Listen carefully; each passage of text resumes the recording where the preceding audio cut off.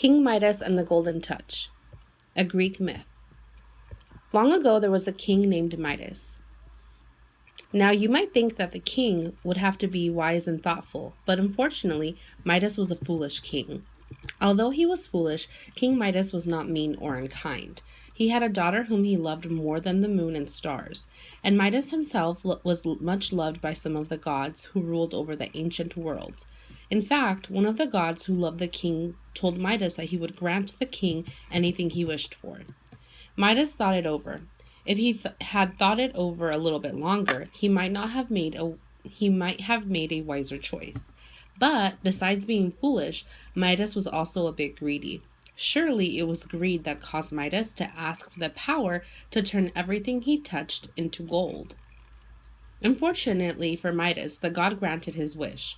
King Midas was overjoyed. He touched the chair he was sitting on, and it turned to gold. He touched the walls of the room, and they turned to gold. He went outside, and every plant, flower, and blade of grass he touched immediately changed to the shiny metal. He went to his orchard and pulled an apple from the tree. Midas's golden touch turned the fruit into a glittering ball of gold. Midas returned to his palace. He called his servants to bring him food and drink, for all this gold making had made him hungry.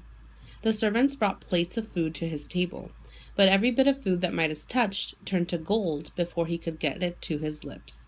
Even the water in his glass turned to a flowing stream of gold as soon as it touched his lips. Midas was beginning to have doubts about his wondrous power when his beloved daughter came running into the room. "Father, father," the young girl cried, "something terrible has happened in the garden. The soft green grass has turned hard and sharp. And the flowers, father, look at the flowers." She held out 2 blooms, once living, now cold and hard and golden. Midas reached out to comfort his crying child. As soon as his hand touched her, the girl became a statue of gold, with a golden tear frozen on a golden cheek. "What have I done?" cried Midas. He begged the god who had given him his gift to take it away. The god took pity on Midas. He told the king to go to the nearby river to have his greed washed away. Once he did so, all that the foolish king had once made gold returned to what it had been, including his lovely daughter. Number 1. What do King Midas's actions show about the relationship between King Midas and his daughter? A. King Midas valued his wealth more than he loved his daughter. B. King Midas was selfish and did not care about his daughter's feelings. C. King Midas cares about gold, but he cares about his daughter even more. D. King Midas blames his daughter for ruining his wish.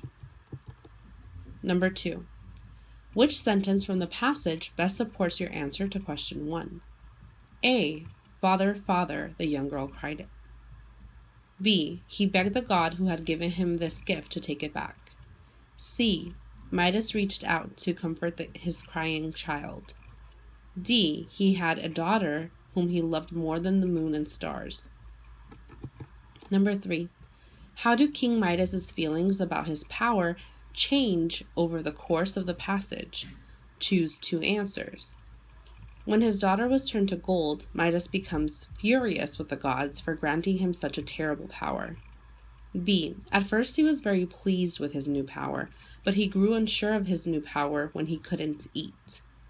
C. In the beginning he felt doubtful that this power would work, but he became satisfied as he began turning objects into gold.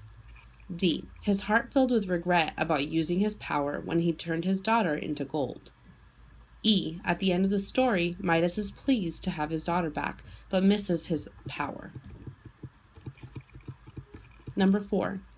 How does King Midas's point of view differ from his daughter's before he accidentally turns her into gold?